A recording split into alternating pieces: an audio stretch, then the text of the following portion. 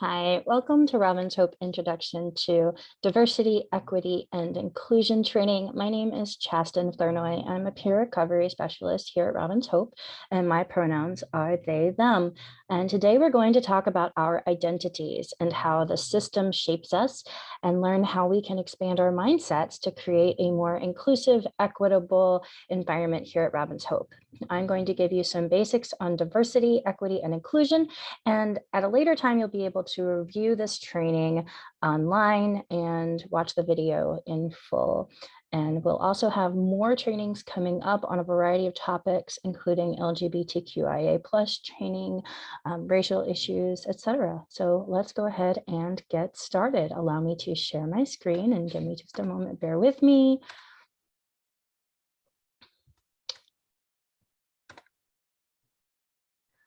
Okay, so let us get starting. So this is our introduction to diversity, equity, and inclusion. And here is our agenda for our time together. Now, first, I ask that we hold any questions you may have. I'm going to have my email address available at the end of this presentation. You're always free to email me, and we're going to make sure we use the chat.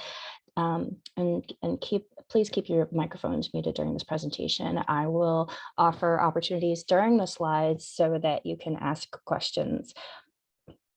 In a moment, we're going to talk about our goals for this training, and then we'll talk about what DEI actually is and some terms that you might hear today.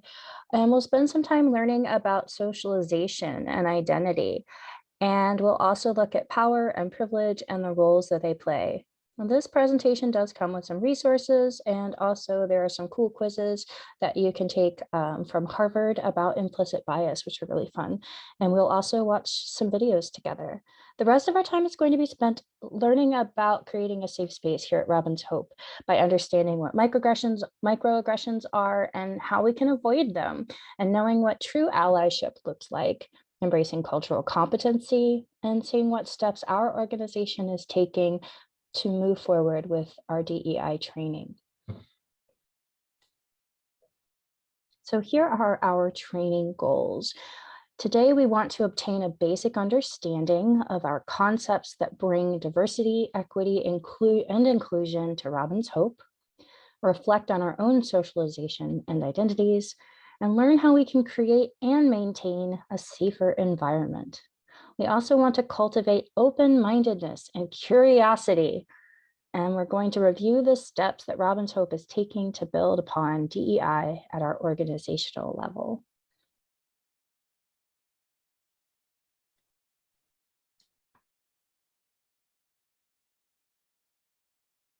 So here is a list of some terms that I might cover today. Now, if you're taking notes, by all means, if that helps you learn, great. Awesome. Please write things down if it helps you learn, but I don't expect you to. You're going to receive a copy or a link to this presentation and some digital handouts to help you remember what we talk about. So don't feel like you have to take notes. So let me read through these terms. First, we have socialization, identity, power and privilege, implicit bias, microaggressions, tokenism, cultural appropriation, ally, and cultural competency. So these are terms that we're going to hear throughout this presentation that would be great things for you to Google afterwards if you want to continue growing with this topic.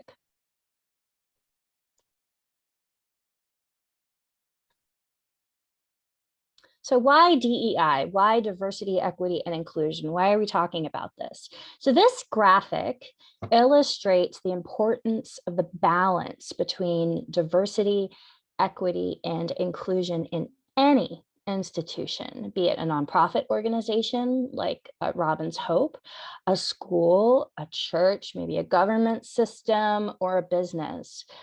Now, notice that if we only have two of these pieces in this Venn diagram, this is a Venn diagram, we can lose that all important belonging. So if we only have inclusion and we only have equity, then what happens is we have this saturation of similarity. Then we only have one culture represented. If we only have inclusion and diversity, then suddenly beget groups that are become dominant. And because there's no equity, not everybody is getting that equal treatment, that equitable treatment. If we only have equity and diversity, then what happens is that one culture starts assimilating the other. It starts sort of like devouring the other almost. And that can cause people to leave an organization. That can make people leave organizations like Robin's Hope. So when we lose that belonging, people leave, we get singular points of view, and there are imbalances of power and opportunities within the organization. So this is why all three of these things are important. And this is why it is important to have all of these things. So equity is constantly and consistently recognizing and redistributing power. Inclusion, thoughts and ideas and perspectives of all individuals matter, include everybody. And diversity, multiple identities are represented in an organization. And that's all really important. When you have all three of those things, that creates belonging, an organization that engages full potential of the individual, where innovation thrives and views, beliefs, and values are integrated. And that's incredibly important with a trauma-informed group or industry or organization or nonprofit, especially like Robin's Hope. So that brings me to socialization. I want to share a quote with you. We are all functions of a system that we live in, a system that has taught us how to think about ourselves and others, how to interact with others, and how to understand what is expected of us. So I have a video to share about socialization. And I just want to ask if anybody has a closed caption requirement. If so, put that in the chat and I will turn those on. Okay, great. Yeah, let me put the closed captions on. Sometimes people struggle with sensory processing disorders. Sometimes people struggle to hear. I want to make sure that this is available and accessible to everybody. So give me just a second to set this up. And I'll play our video. Have in common with a toddler who's being read a bedtime story. I'll give you a clue. It's also something you have in common with the kids in the Breakfast Club, as well as with a soldier going through boot camp. Give up? You're all being socialized. It's also the title of the episode. You probably saw that. Each of us is surrounded by people. What do you, as you're watching me right now, have in common with a toddler who's being read a bedtime story? I'll give you a clue. It's also something you have in common with the kids in the Breakfast Club, as well as with a soldier going through boot camp. Give up? You're all being socialized. It's also the title of the episode. You probably saw that. Each of us is surrounded by people, and those people become a part of how we act and what we value. This is known as socialization, the social process through which we develop our personalities and human potential and learn about our society and culture. Last time we talked about the how of socialization, how we learn about the social world. And no matter which of the many theories out there that you like best, the answer seems to be that we're socialized by interacting with other people. But which people? What we didn't talk about last week was the who of socialization. Who do we learn about the social world from? What people and what institutions have made you who you are today?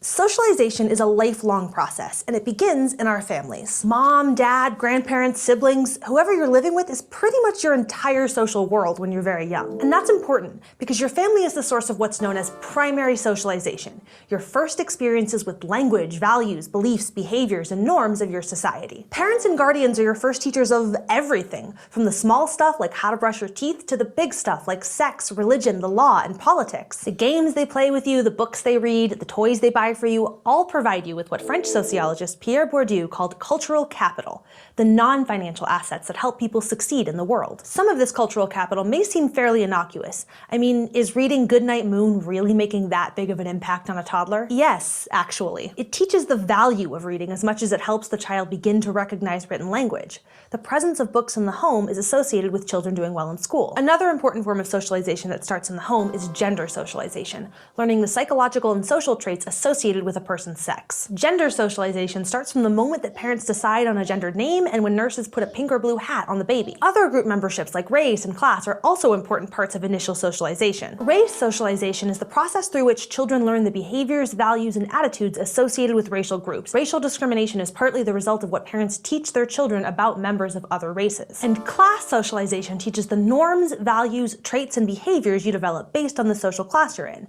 This may help explain why more middle and upper class children go to college.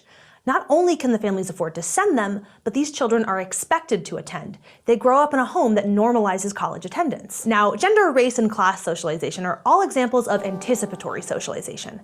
That's the social process where people learn to take on the values and standards of groups that they plan to join. Small children anticipate becoming adults, for example, and they learn to play the part by watching their parents. Gender socialization teaches boys to be a man and girls to be a woman. But children also learn through secondary socialization. That's the process through which children become socialized outside the home, within society at large. This often starts with school. Schools are often kids' first introduction to things like bureaucracies, as well as systems of rules that require them to be in certain places at certain times, or act in ways that may be different from what they learned at home. Not only do schools teach us the 3 R's, reading, writing, and arithmetic, but they come with what sociologists call a hidden curriculum. That is, an education in norms, values, and beliefs that are passed along through schooling. Take, for example, a spelling bee. Its main goal is to teach literacy and encourage kids to learn how to spell. But something as seemingly benign as a spelling bee can have many hidden lessons that stick with kids too. For example, it teaches them that doing better than their peers is rewarding, and it enforces the idea that the world has winners and losers. Another hidden curriculum of school in general is to expose kids to a variety of people. When your only socialization is your family, you just get one perspective on race, class, religion, politics, etc. But once you go out into the world, you meet many people from many backgrounds, teaching you about race and ethnicity, social class, disability, gender and sexuality, and more. School becomes not just a classroom for academic subjects, but also for learning about different kinds of people. And of course, schools are also where kids are exposed to one of the most defining aspects of school-age life: peer groups. Peer groups are social groups whose members have interests, social position, and usually age in common.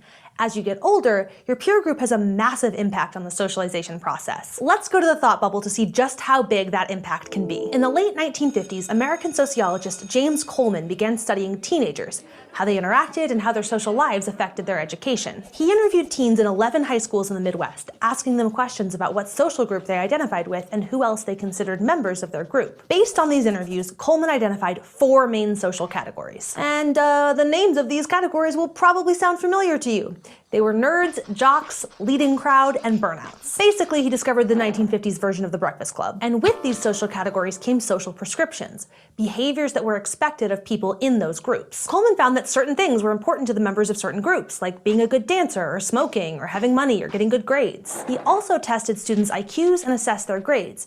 And surprise, it turned out that who you hung out with affected how well you did in school. In some of the schools, getting good grades was considered an important criterion for the leading group, aka the popular kids, but in other schools it wasn't. And in the schools where good grades were not a sign of popularity, students who scored high on IQ tests actually did worse on their exams than similarly smart students at schools where good grades made you popular. Thanks, Thought Bubble. Now, Coleman's study might seem like common sense. Of course, you and your friends are gonna be pretty similar.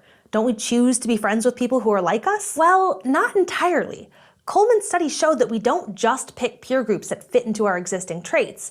Instead, peer groups help mold what traits we end up with. Okay, so far we have family, schools, and peers as the main forces that influence someone's socialization. But what about me? Yes, me, Nicole Sweeney. Am I part of your socialization? Or more precisely, are YouTube videos considered a form of socialization? Short answer, Yes, long answer, the media you consume are absolutely a part of your socialization. TV and the internet are huge parts of Americans' lives, and how we consume our media is affected by social traits like class, race, and age. A teenager or 20-something in 2017 is much more likely to watch online media like Netflix or YouTube than television, and low-income Americans watch much more TV than their higher-income counterparts. The media we consume also impact us dramatically. The American Academy of Pediatrics, for example, has said that there are connections between excessive television viewing in early childhood and cognitive, language, and social emotional delays. But TV can also influence the attitudes of viewers, especially young ones. For example, studies have found that kids exposed to Sesame Street in randomized controlled trial settings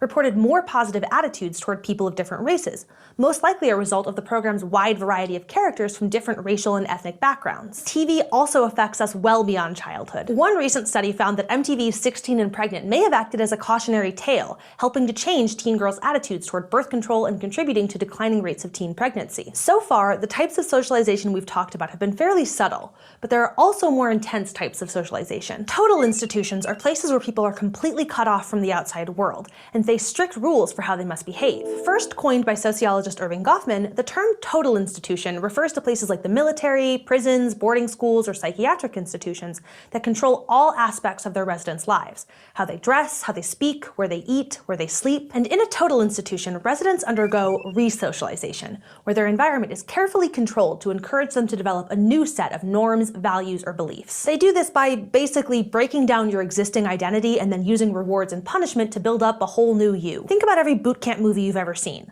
All soldiers are given the same haircut and uniform, expected to reply to questions in the same way, put through the same grueling exercises, and humiliated by the same officer. This process re-socializes the soldiers to put extreme value on their identity within the group, making them more willing to value self-sacrifice if their unit is in danger. So whether you're G.I. Jane training for a reconnaissance team or Molly Ringwald trying to maintain her queen bee status in the leading crowd, the you that you are has been powerfully shaped by people and institutions. Now, think back on your own life. Who has been the biggest influence on your socialization? Who do you think that you yourself have influenced? Hard questions to answer, maybe, but definitely worthwhile, and hopefully a little easier now that you've learned how sociologists think about it.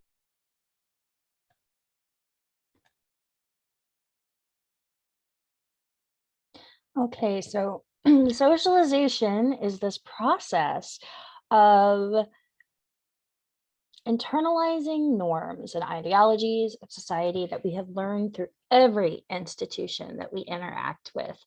And so that's education, our church, our peers, our family, laws, media, business, all of it. So based on each of our social identities, we learn how to think about ourselves and others.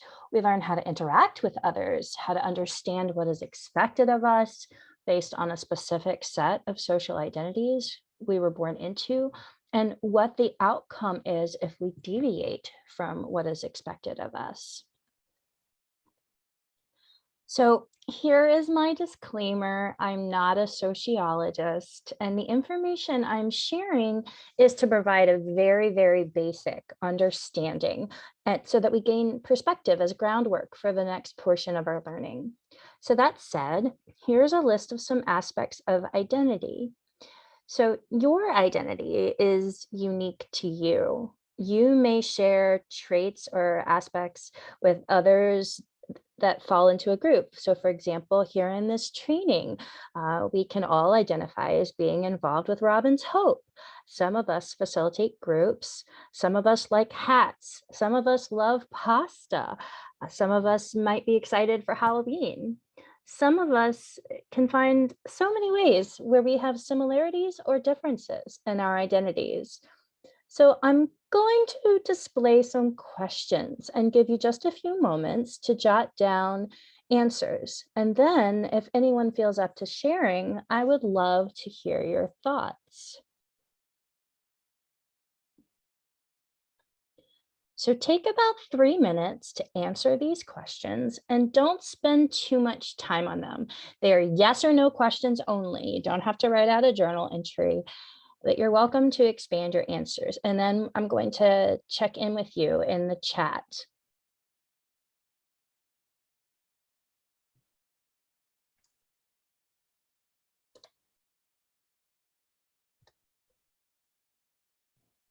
All right, so we've had an opportunity to look at these questions. So yes or no questions. Am I one aspect of my identity? I didn't say only one aspect of my identity. And I think that threw a couple of you off based on some questions I received in DMs in the Zoom chat. So am I one aspect of my identity? Does anybody want to share their answer? Okay, I'm seeing some answers coming in the chat. Great.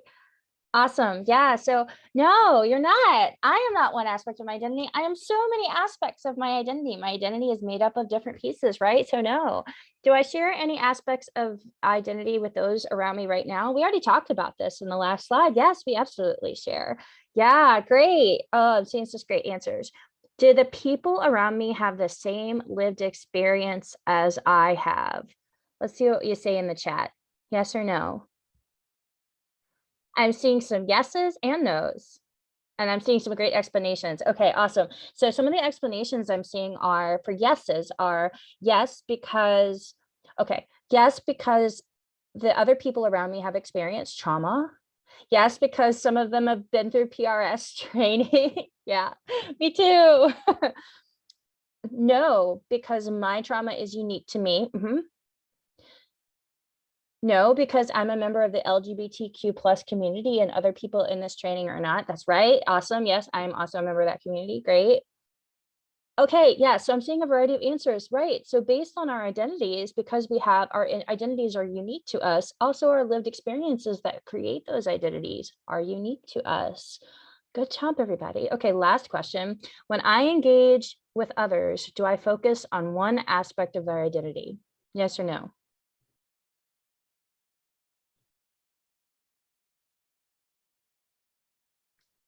I'm loving this. Everybody says no.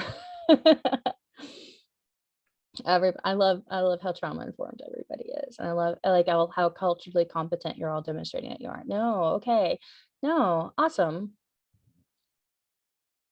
No, like we should not focus on one aspect of identity, but sometimes we can get hung up on things like we can like we only focus on the fact that we're all members of Robin's Hope, right? Or we only focus on the fact of on gender or there are so many ways that we can get hung up on places based, and it's typically because of implicit bias.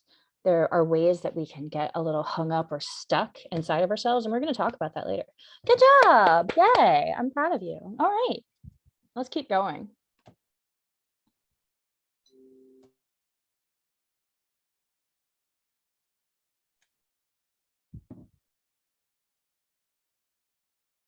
So this slide has a lot of small text on a white background. And if you can read it without glasses, you are privileged with good eyesight.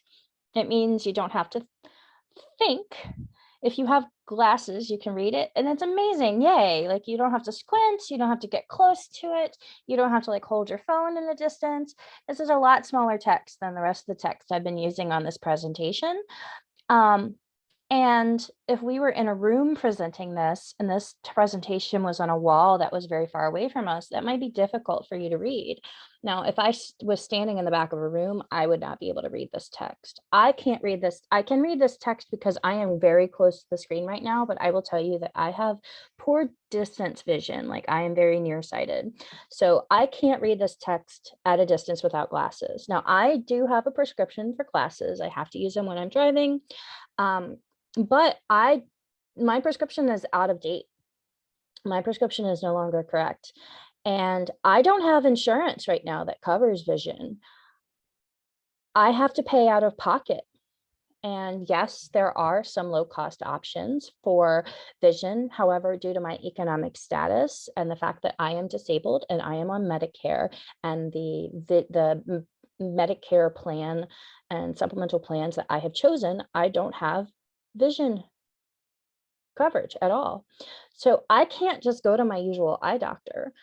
He's too expensive for me right now. Therefore, it takes more work for me in the world to engage with the process of obtaining new eyeglasses because I don't have vision coverage because I am disabled and the insurance option I need through Medicare doesn't offer vision coverage so that I can get treatment for my other stuff.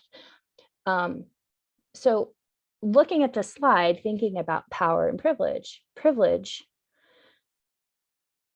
a right or exemption from a liability or duty granted as a special benefit or advantage. So power, control over resources and others. Marginalized, oppressed, disadvantaged. Social group with less power, less access, less privilege, disenfranchised, invisibilized, dehumanized, and exploited. Dominant, privileged, advantaged. Social group with more power, more access, more privilege, have the ability to navigate the world without consequence due to unearned privilege. So this is just an example. Me talking about my vision insurance issue is an example. So the rule of thumb, if you can do something without thinking or having to worry about it, you probably have privilege in that situation. If you've never had to like think about it, if you've never had to budget to figure out what you can buy at the grocery store, if you've been able to just pay your bills without having to think about it, if you can just go to the doctor and it's not a worry for you, if you can be pulled over by a police officer and you're not scared about being shot, if you can talk about who you're dating and not be scared that your family will disown you. These are places of privilege. So conversations about privilege typically center around white privilege.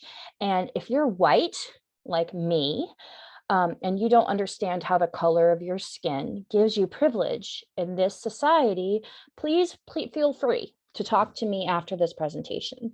And I'm happy to discuss it with you, but I'm not going to spend time and energy discussing white privilege in this space because I think that this is a conversation that societally we have been having for a very long time. And I would be happy to talk to you outside of this educational environment about that. Yeah. Okay. Any questions about this slide? I want to make sure that we're clear on privilege.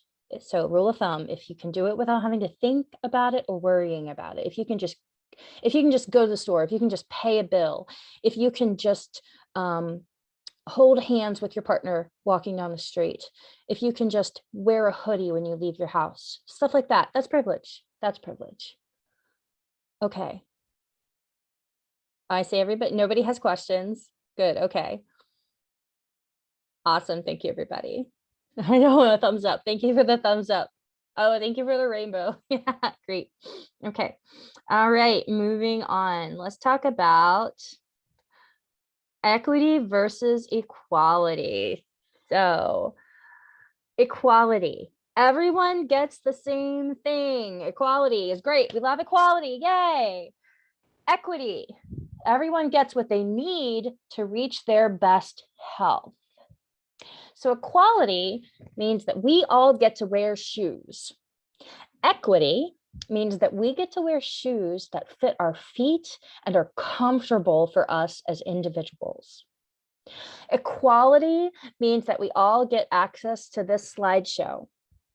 Equity means that we make it accessible to all and possibly by reading the content out loud. And in case it's hard to view any of the text, or better yet, making it large enough to read in the first place and still reading it out loud. Equality is wonderful. Equality is beautiful, but equality doesn't account for individual needs. So in a peer organization, a peer-run organization, a nonprofit peer-run organization like Robin's Hope, we are a collection of individuals on different recovery paths. So we want to make sure that we're accounting for everybody's individual needs while we're also providing equality. So equality and equity. So diversity, inclusion, and equity. Those three things. Remember that Venn diagram. Thank you. Yes, a little tongue-tied.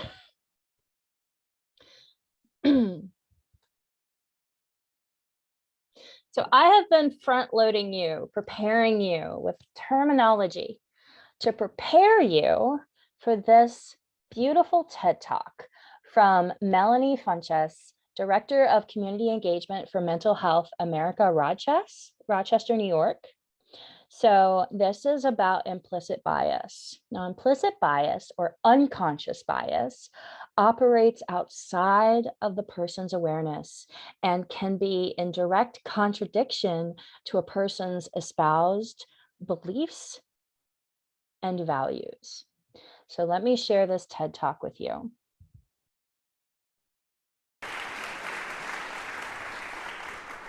I would like to begin my talk with an important message. You know, like the ones for the pharmaceutical companies when they see people.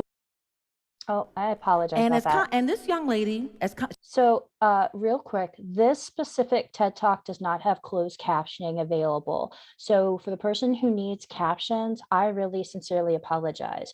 Now, what I can do is see if I can find a captioned version to send you later, and I will work on this after that presentation and see if I can change out the version in the slide and make it available in a link on the same.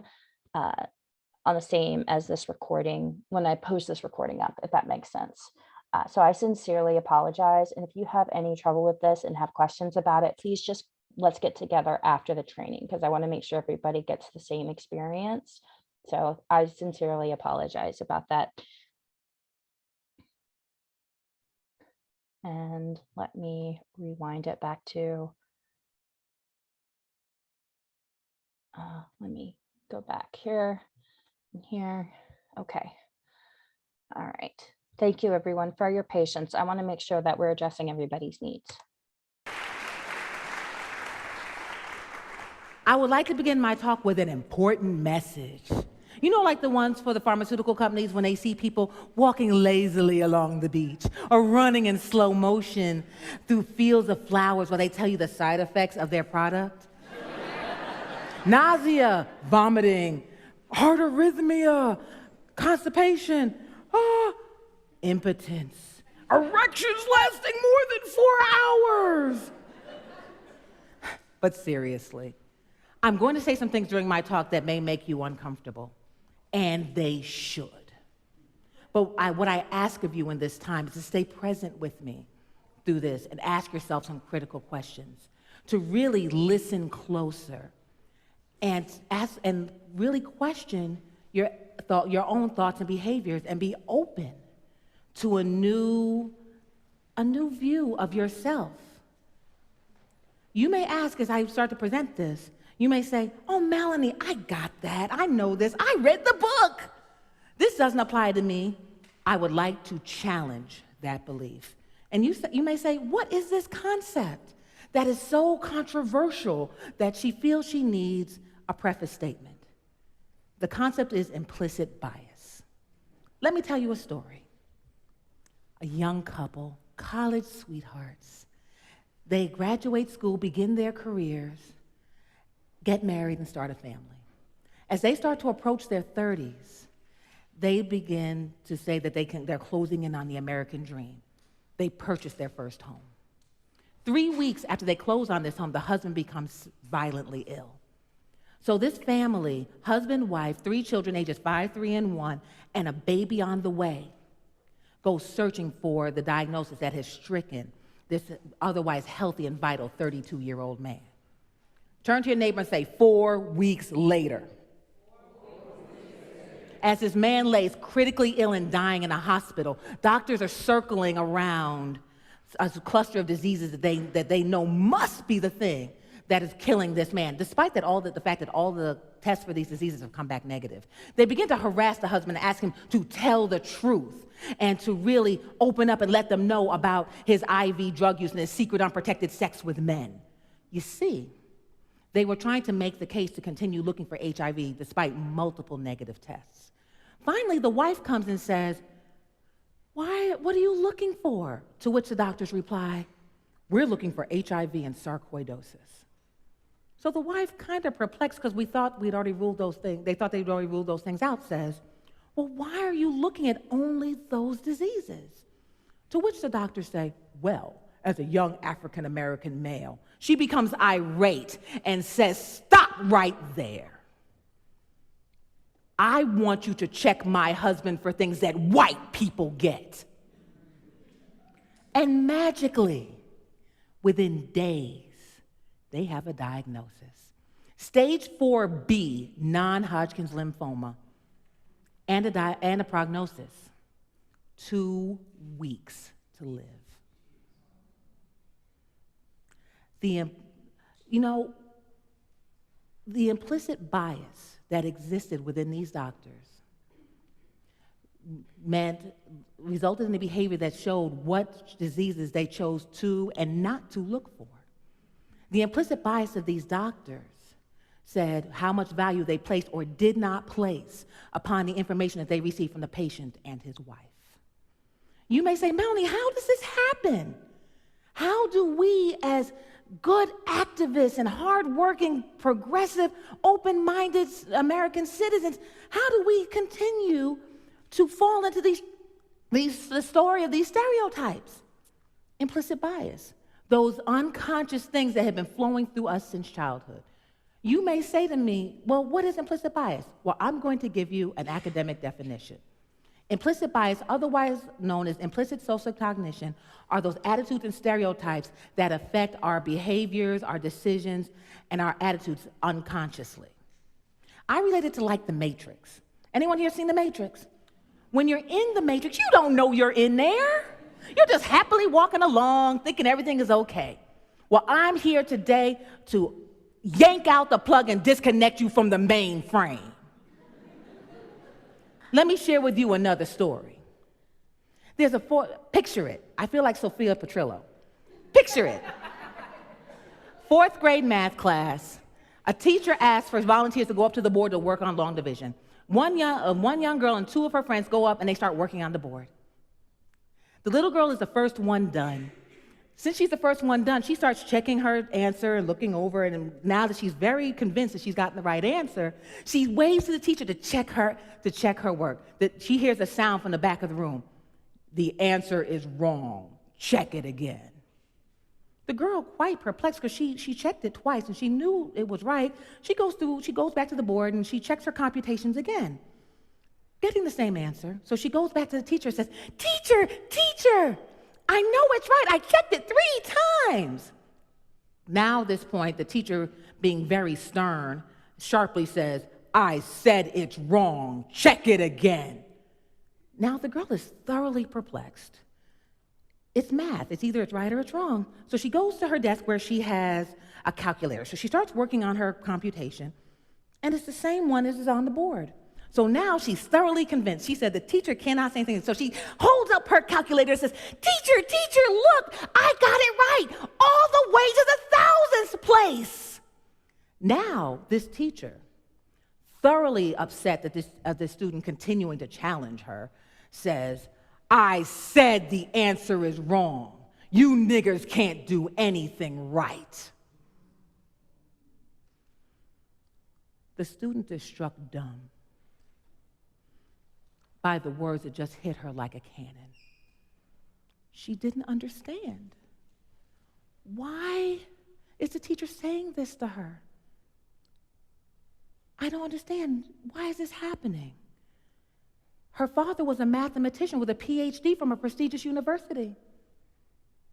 She had learned long division in 1st grade and a different method for doing it. She didn't understand why was her teacher saying this to her.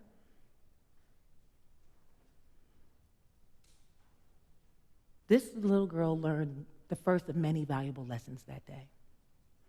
First, she learned that her teacher did not see her as a gifted student. 2, her teacher didn't see her as the child of educated parents. The teacher did not even see a correct math problem on the board. Some people may say this one was a raging racist and only saw this child as an uppity nigger who could not conform and do right. But what I'd like to offer to you today is another frame. Could it be that this teacher, her implicit bias had so ingrained to her that blacks were so intellectually inferior and unintelligent that it was impossible for a child in an urban school to not only get the problem correct, but do it in a different method? So then when faced with something that all her life that her biases had told her was impossible, that could not possibly be, reacted from such a primal place to protect that worldview that she had held sacred up until that time. There's another quote. Some people are just not ready to be unplugged. They are so inured, so dependent on the system as it stands that they will fight to protect it. Again, the matrix, that's Morpheus.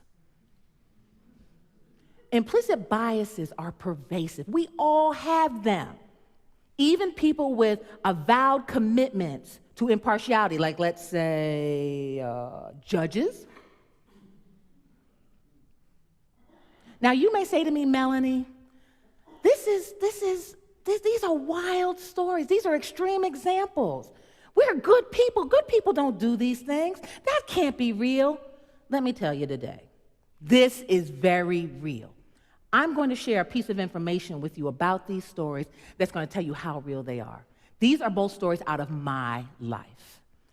In the first story, I was the wife who, big and pregnant, as my mother said, big with child, had to fight to get people to check my husband for things that white people got. And the implicit bias is those doctors could have left a woman without a husband, children without a father, and a mother without a son. I was the gifted fourth grade student in the second story. In that story, in the end, it led to my first act of nonviolent social protest. I staged a sit-in for 100 days in my living room.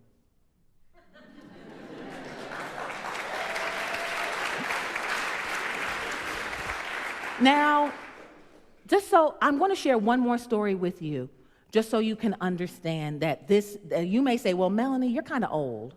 And, these things may have happened long ago in the land far, far away, like Tatooine, But I just want to let you know that this happens right here in River City. So this September, a beautiful, gifted African-American ninth grade girl enters school. Because she's been in in an honors program, she entered ninth grade with enough credits to technically be a 10th grader. Now, this young lady has a goal. Her goal is to go to Cornell and study neuroscience. She has had this goal for many years, and all the people in her circles, nurture her in this goal and make opportunities for her to start to build the building blocks to make her goal a reality. So as she enters ninth grade, she goes to meet the guidance counselor, as ninth graders do. And as guidance counselors do, she sits down with the student and says, well, what is your goal? And this young lady, she's very confident in her goal, as 14-year-old girls can be. You know how that is. She goes and says, I want to go to Cornell and be a neuroscientist. To which her guidance counselor reacts, well, that's a big dream, but let's look at something more realistic, like MCC. In that moment, the student stood stunned as she watched her goal crumble. And people may say, well, Melanie, he's just one person, but he's so much more than that. He was the guidance counselor. In the schools, just so you know, the guidance counselor is the person who is charged with setting the academic plan to help students get from point A to point B to get to their goals. So if he didn't believe in her, how was he going to help her? And if he didn't help her, how was she going to attain her goal?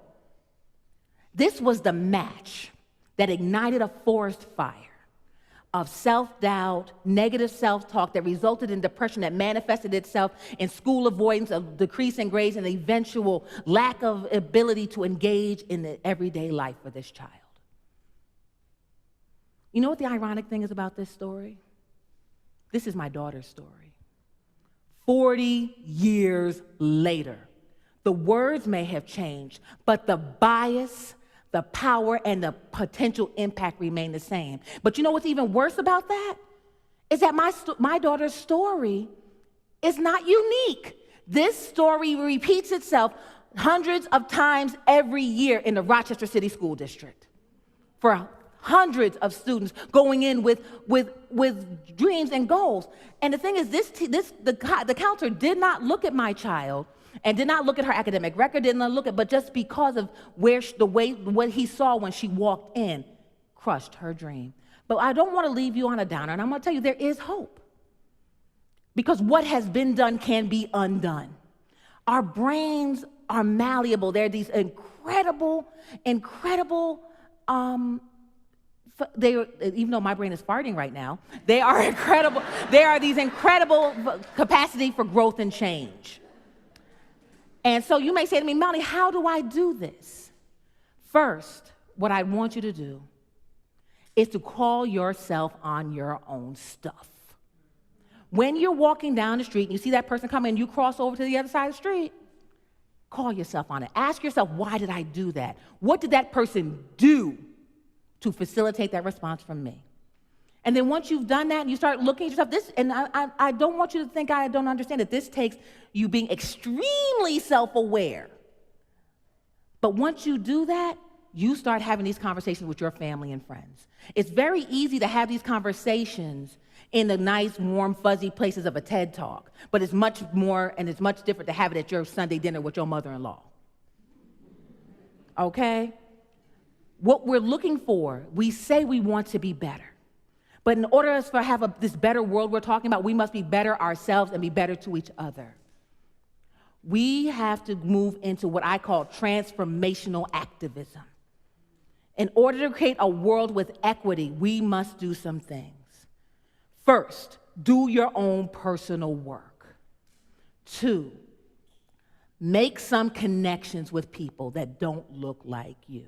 3, when you have privilege, use your privilege to create equity. And guess what? Many of you in this room have it.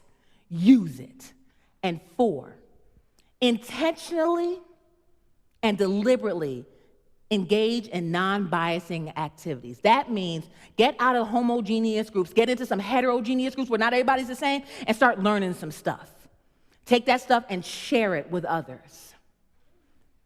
I want to leave you with some new language. Ubuntu. It's a Nigerian Bantu word that translates into the idea of I am who I am because of who we all are. And we are who we are because of who I am. It talks about the interconnectedness of us all. It is one step beyond I am my brother or sister's keeper. It is I am my brother and sister and they are me. I see you, I see myself. When you look at yourself next time, see me.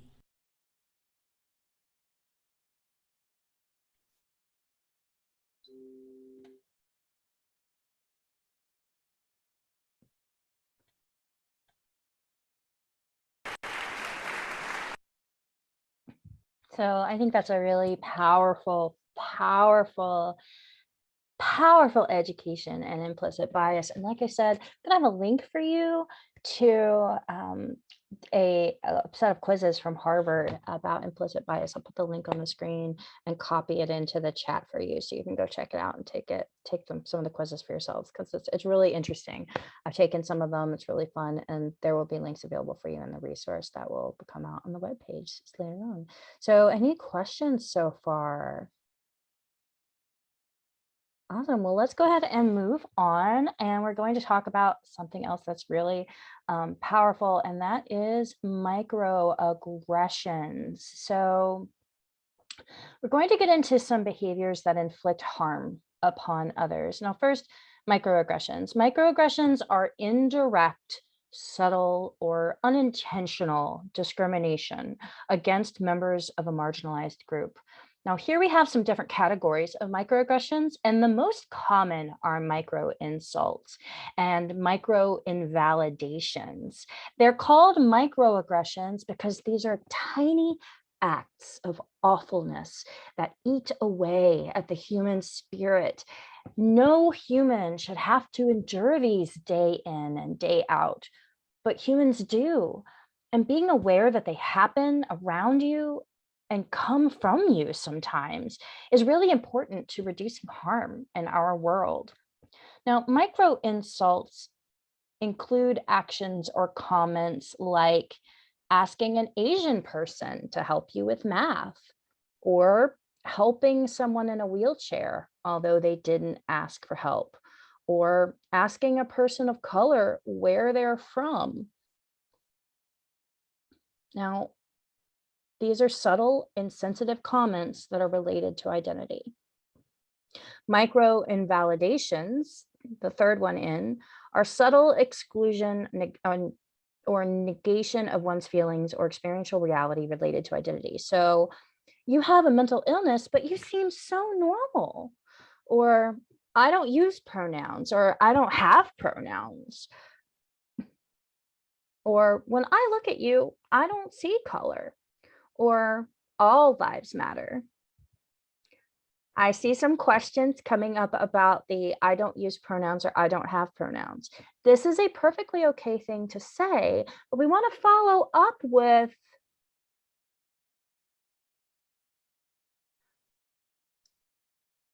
when we say I don't use pronouns or I don't have pronouns, pronouns are something that everyone uses for other people. But pronouns are something that if you don't care about pronouns, then a better way to say that is you can use whatever pronouns you like. That way, we're not negating the experience of people who do have specific pronouns. It's complicated. And we're going to have training on the LGBTQIA plus experience. Now, if you're a member of the LGBTQIA plus community and pronouns are a touchy issue for you, and you'd like a way to be able to communicate how you want to use or not use pronouns in a way that doesn't invalidate the experience of others, I'm happy to talk to you about that after this training. Micro assaults. Micro assaults are things like using racial slurs or intentionally misgendering someone when you know what their gender is, or clutching your purse or crossing the street intentionally when we're close to someone of another race. And then we have tokenism. Now, I included tokenism in this list because it happens frequently in organizations like Robin's Hope, smaller organizations and large companies. And it's very obvious to participants, and it can eat away at morale and trust. Tokenism is the act of Tokenism is the act of selecting someone for a project, group, board, etc., based on aspects of their identity to create the appearance of diversity without actually engaging in diversity, equity, and inclusion.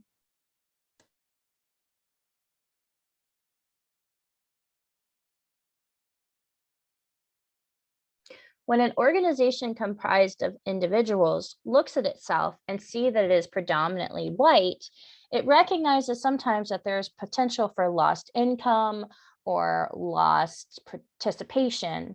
So sometimes they will choose someone based on one aspect of their identity. Diverse organizations receive more financial support from the community, more participants, more grants, and more support from government institutions. So a great question to ask to avoid tokenism in your organizations and communities is, are we doing this for the photo op? Are we doing it just to make ourselves look good? Are we doing it just for the money? Is there a grant on the other end of our decision? Is there a paycheck on the other end of the decision? Is there some kind of celebration for myself on the other end of the decision? Or am I trying to build this person up in some way, shape, or form? That's how we avoid tokenism.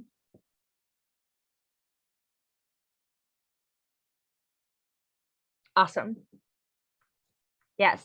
Yeah. Robin's Hope really does. So we do celebrate diversity and we're working to be more inclusive. Yes, I see that. Yes. Thank you. Okay. Next up, cultural appropriation. Now I tried to have some fun with this slide, even though it's not a fun topic. So here are some examples of cultural appropriation. Now, cultural appropriation is borrowing or adoption of someone or of something as one's own when it did not originate from them or their culture without proper understanding, credit, and or permission. So here we have a few examples. Cinco de Mayo. Does anybody know where that holiday comes from?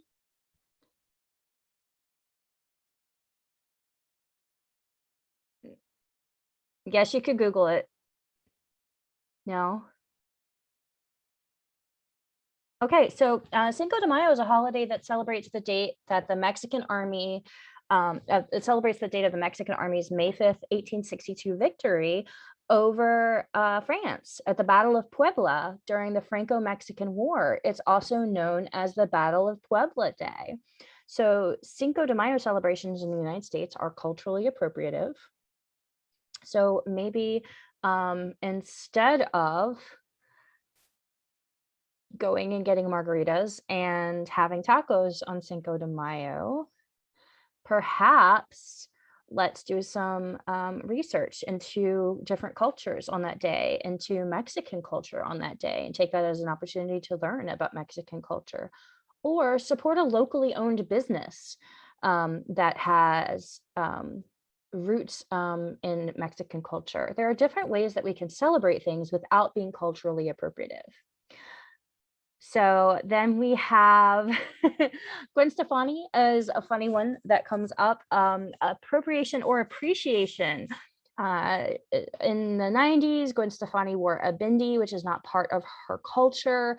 Then there are the Harajuku, which were Japanese backup dancers that she treated very horribly and had a very horrible contract agreement with.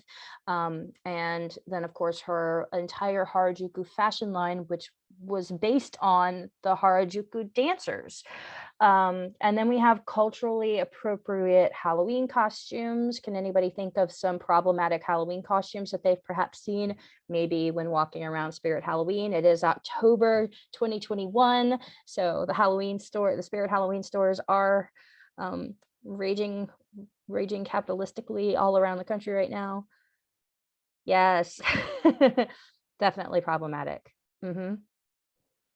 Mm-hmm. Mm-hmm. And then the last one we have here is gender bender. Now, this is something that I remember from my experience growing up in a very different time in the 90s. Football team members dressed up as cheerleaders at prep rallies. They would have balloons under their shirts. They would have on cheerleader outfits, and they would make fun of feminine characteristics. There are also gender bender parties. These are things that are culturally appropriative, that are not okay. Their cultural appropriation, let's see, we have the cultural appropriation of drag culture, cultural appropriation of using uh, mannerisms and vocal intonation and phrasing from Black people when you are not Black. There are all kinds of things that we use that are culturally appropriative, that are microaggressions, that we can do a better job with. So there are so many different examples out there and so many different opportunities to learn. So if you're not sure, there are some solutions here. So I'm going to share some solutions. So with microaggressions, if you hear someone engaging in something that sounds like a microaggression, say something. And I know that we're a trauma-informed organization, so that may not always feel safe for you. So we do have an escalation process at Robin's Hope that's going to be coming out shortly.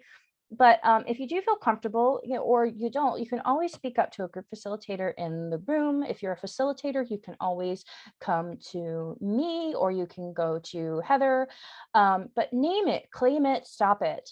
And also, don't take a call in personally. If you have engaged in a microaggression, if you have said something that is not appropriate or hurtful or harmful, and someone says, hey, I need to let you know that that actually causes harm, that's not them saying that you're a bad person. That is somebody saying, hey, I'm letting you know this so that you can stop causing harm. And I'm being compassionate and calling you back in, not calling out. And create representation because you value different perspectives and not just for appearances. So avoid tokenism. So here are some solutions. At Robin's Hope, we have guidelines for communicating any problems with our spaces, and they've been recently updated. So we want everybody to be able to safely express any concerns. Now, with cultural appropriation, if you have doubts about something, just don't do it. There's always Google. You can reflect and research. Reflect on why you want to do something, why it's important to you to do something, and research about and learn about it. And also, it's always okay to engage in cultural appreciation. This is where we show true love and appreciation for our culture, and we've educated ourselves, and we've perhaps gotten permission or education or certification so that we can engage with that cultural aspect or element.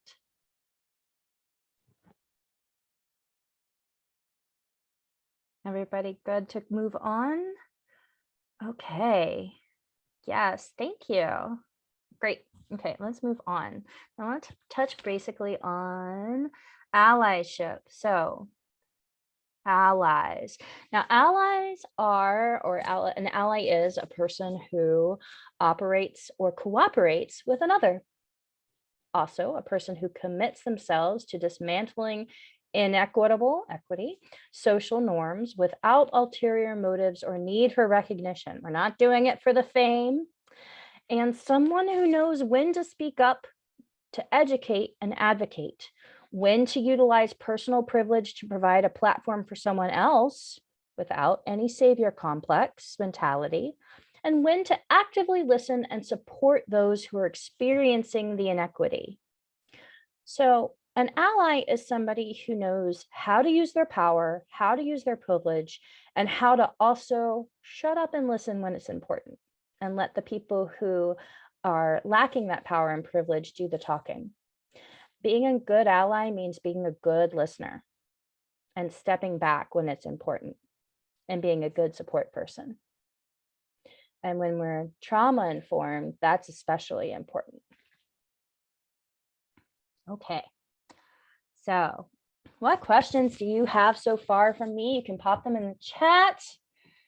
You can always email me later if things come up. I know that we're talking a lot of material and we've been here for a while. I promise we are so close to being at the end.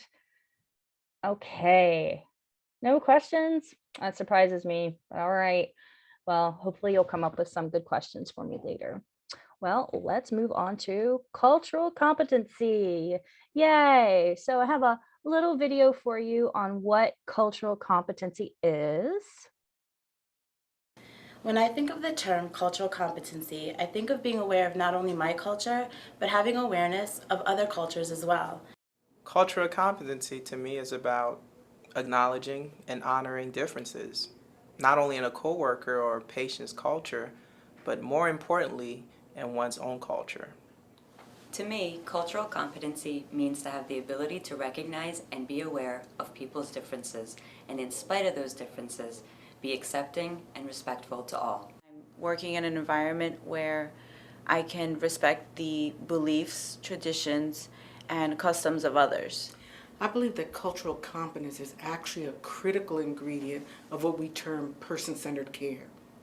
Asking questions regarding a person's cultural experiences, needs, and their preferences, understanding the pervasive impact of shame and stigma in seeking mental health services, and helping in a way that's comfortable and acceptable to the individual and his or her family.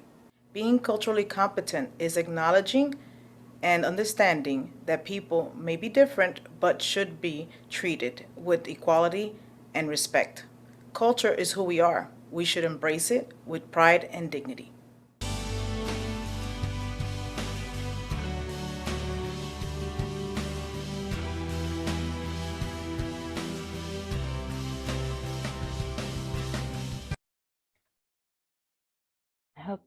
When I think of the term cultural I hope everybody enjoyed the little music there at the end. I like to jam to it. Okay. So cultural competency and you. Cultural competency is aware of how experiences and biases affect how you interact with others. And it's important to personal growth and to our spaces here at Robin's Hope. So how can we become more culturally competent? Now, here are 6 actions that you can take. So we want to keep our attitude open, keep an open mind. There is more than one way to reach goals, more than one way to solve a problem. We want to look for different points of view, and we want to examine our pros and our cons to any decision that we make. We also want to stay self-aware. We want to take a look at our own personal background and culture and keep that in mind in any engagement that we have and ask ourselves, am I making an assumption? Do I have a bias or a judgment involved in this when I'm communicating with someone? And also, how are others perceiving me? Is this a growth opportunity for me? Remember that growth mindset is so important. We talk about growth mindset in Rise sometimes. We talk about growth mindset in Brene Brown. We talk about growth mindset in Boundaries. Are we taking time to reflect on actions and words? Are we pausing before speaking or acting? Are we responding rather than reacting? That's something you hear me talking about a lot in my groups. So open attitude and self-awareness. I put these together because I think that that's really that first step. Like those are the personal things, right? If we have an open attitude and self-awareness, that's our first area that we can really work on. Next, being aware of others. Other people have their own worldview, and that's a collection of experiences. That's a collection of their beliefs, their values, and making sure that we recognize that those are valid. Those experiences and feelings and beliefs are valid, just like ours are. And our perspective is not the right perspective. It's just our perspective. It's just how we perceive things, but other people's perspectives just as valid. And we want to gain cultural knowledge and do our research. We have Google and our awesome little phones in our pockets for a reason. And stay curious and ask lots of questions. That's one of the 4 agreements, is to never make assumptions, to stay curious, to ask good questions. So those 2 are also put together, being aware of the fact that other people have other perspectives, and be curious about the perspective of others.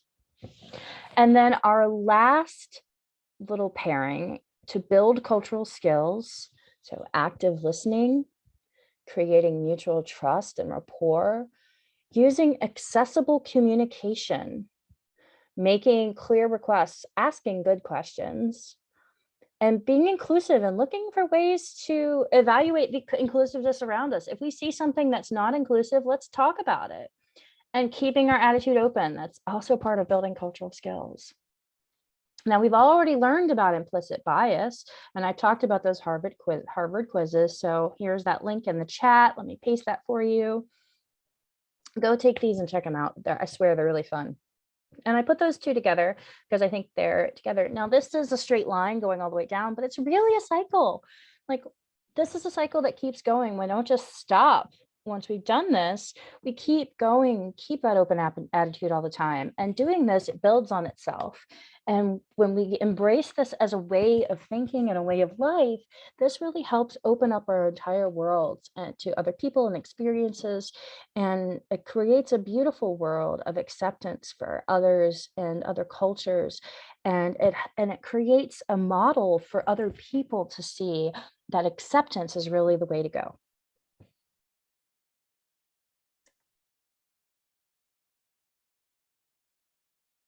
Yeah, acceptance is beautiful.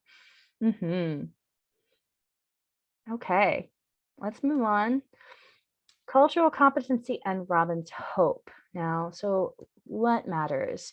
Now, at Robin's Hope, there are some things that are really important to us as an organization. So there are things that we try to keep in mind when we are talking about diversity, equity, and inclusiveness. So this is just a quick summary of things that we want to think about as an organization.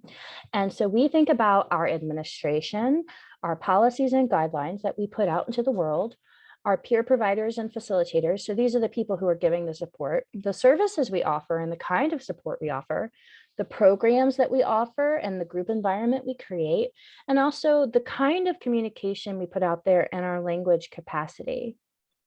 So keeping all of these things in mind is really important.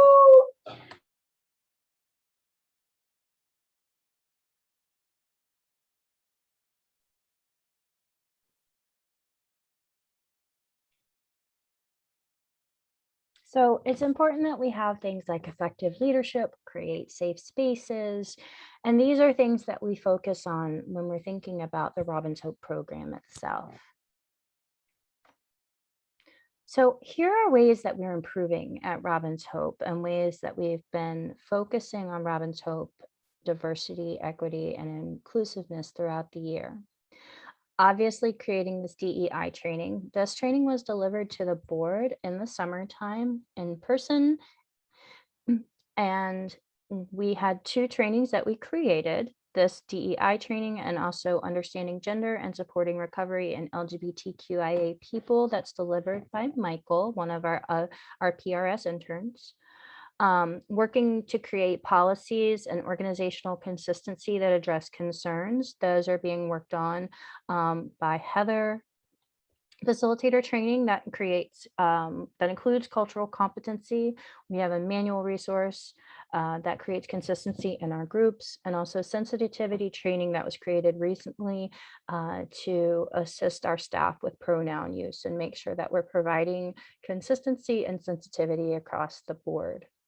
We also have a Spanish language pilot program where we have offered RISE groups in Spanish for the past few months, and that's been going successfully. And we have an LGBTQ plus hope group that I facilitate that has been pretty successful as well. So these are some ways that we've been improving our spaces and faces and leadership along the way.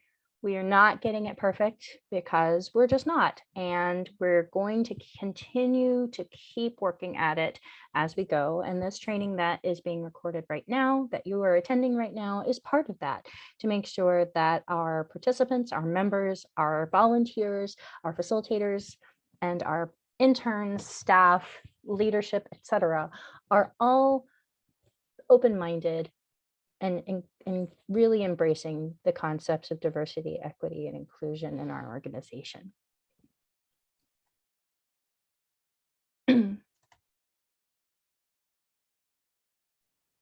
So how can we as individuals keep learning?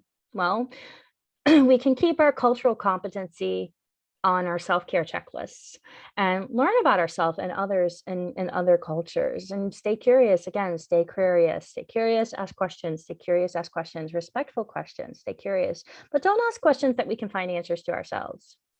There's going to be a resource on microaggressions. I really suggest reading through that, because sometimes there are microaggressions that you may have been committing that you didn't realize you were committing in the first place. Also, explore your implicit biases. There's that link again. And hold yourself and others accountable. Stay trauma informed and care for yourself, and keep your own capacity in mind while you're doing it.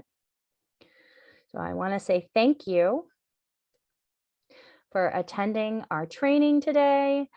Here is my email address if you have any questions at all. Again, my name is Chasten Flournoy. My email address at Robins Hope is chasten.flournoy, FLOURNOY, at robinshope.net. And if you are a staff member or intern, a quiz on this material will be sent to you via email from me, so that we know that you have attended this training and understood the material. If you are a member or a participant, this recorded training, along with other recorded trainings, are available on the training website, and that link will be available shortly. We're still building that. So thank you so much for attending our training, and I hope that you have a great day and keep working on your cultural competency and continue to embrace diversity, equity, and inclusiveness as you move forward with Robins Hope. Have a great day. Bye, everybody.